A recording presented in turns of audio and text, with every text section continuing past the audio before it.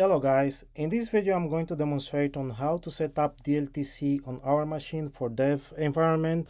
So I'm going to use an Ubuntu machine which is virtualized on top of my Mac. So without further ado, let's jump to our setup. Let me expand this virtual machine. So we are going to follow most of the steps on the README for the DLT-C project itself, GitHub project in this case.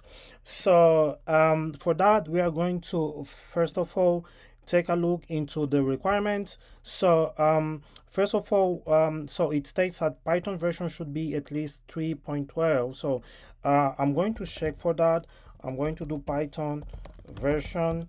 So we can see that the version that I have is 3.12.11. So for the front end, I'm going to follow the option 1, which is by using the StudioJS CLI. So I need to install this guy.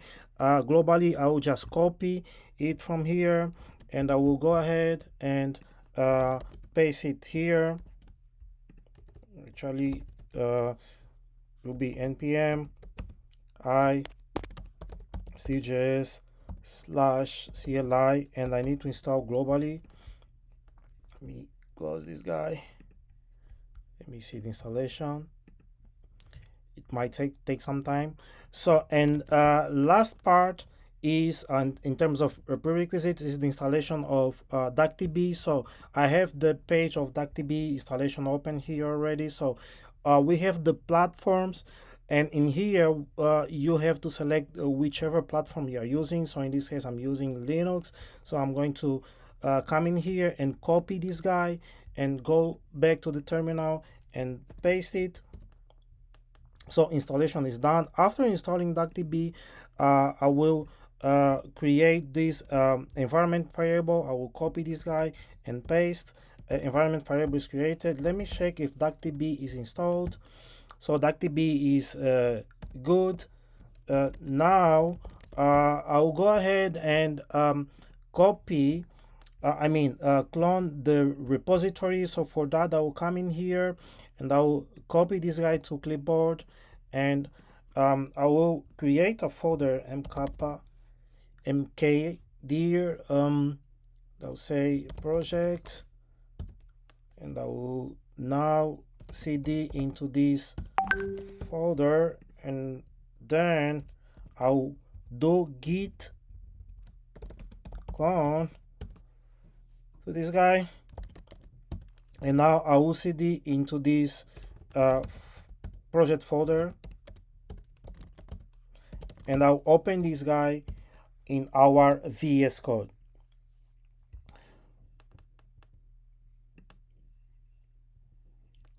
Yeah, now the project is open on the VS Code. So from here, I'll do Ctrl-Shift-P, and I'll open the terminal. I'll go for bash.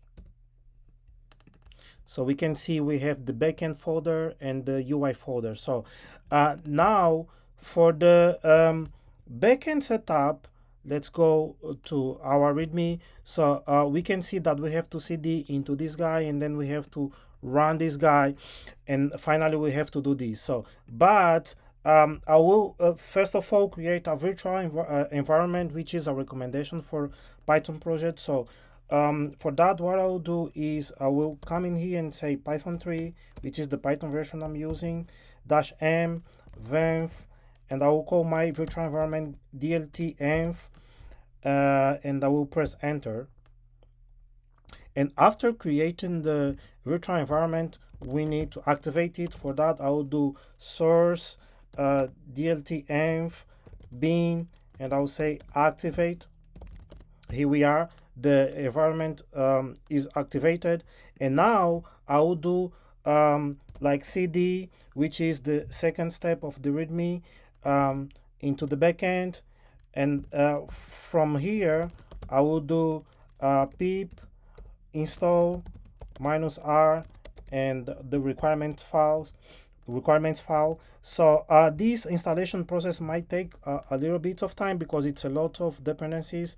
So in the meantime, we are going to open another terminal here, which will be for the front end. So we have still CLI installed already. Now we can just do st.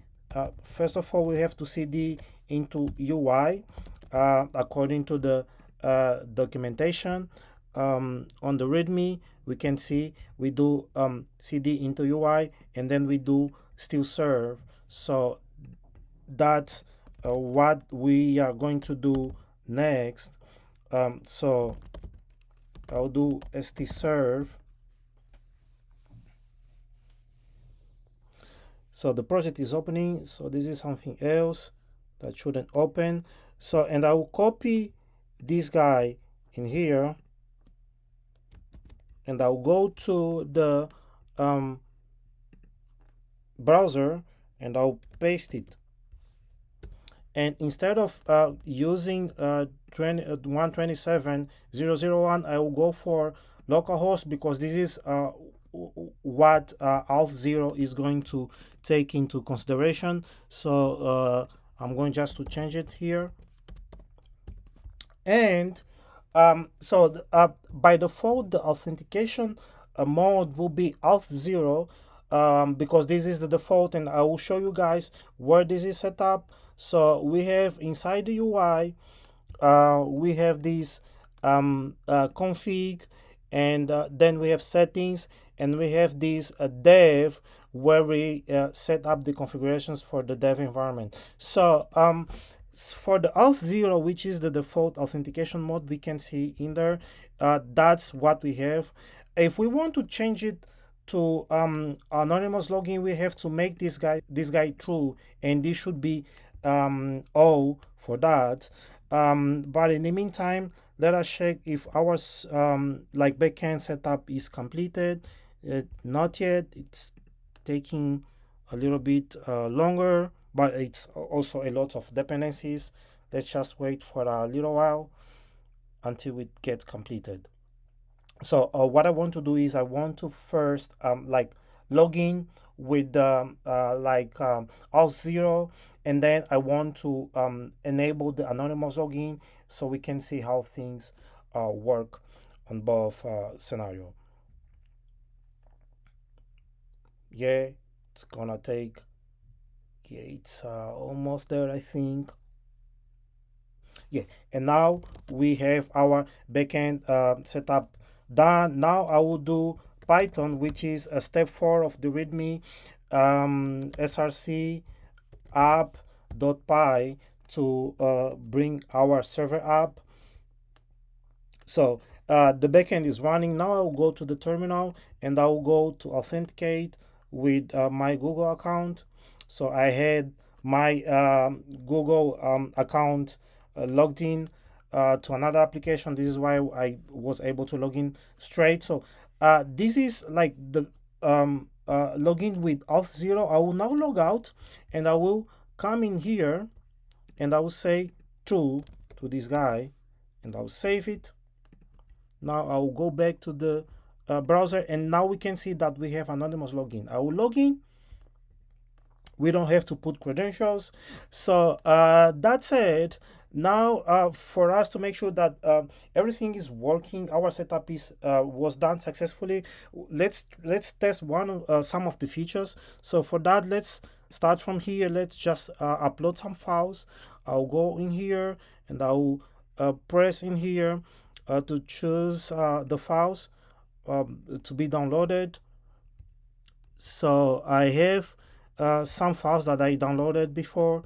I downloaded those files from here. I will put this URL also there. So let me see. Yeah, now I'll go and press upload. So we have the files uploaded, and now let's go and create a pipeline. But first, let's check if there is any pipeline there. So we can see that no pipeline exists for this namespace. And now let's go in here. We can even expand it from here and see the different options. Let's go on the diagram, and let's start bringing like the nodes we need to create our pipeline. So so we have the start node, and then so on the source bucket, we are going to select any of the files, I will pick the product one. And I have this file. Let me go to the folder. Let me open the file, which is product.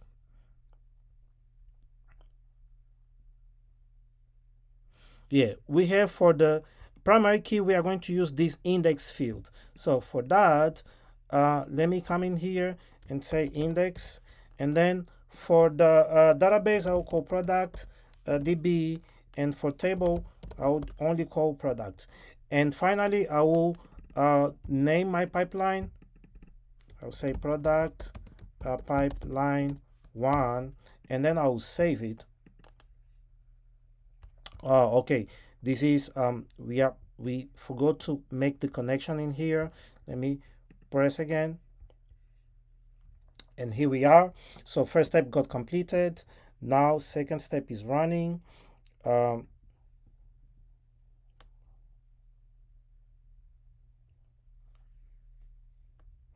can see the logs here. It's 10,000 records. It might take some time. We can also take a look on our backend. So the things are what is happening there. So we can see like those messages that are being logged also in the UI. Yeah, this virtual machine is not also that powerful. This is why it's taking some time, but now the pipeline got completed. So now to check the pipeline, I'll go in here and I will check or try to query the data. So for that, I will go to this terminal icon here and I will press into it, and then I will press one query to see what data, what results I'm going to have. So that's it, guys. We can see that the setup is running properly. So there will be a follow-up for this video, which will be on how to connect to our database, like SQL or relational database, to ingest data from there. So that's it for this video. Thank you a lot. See you guys on the next one.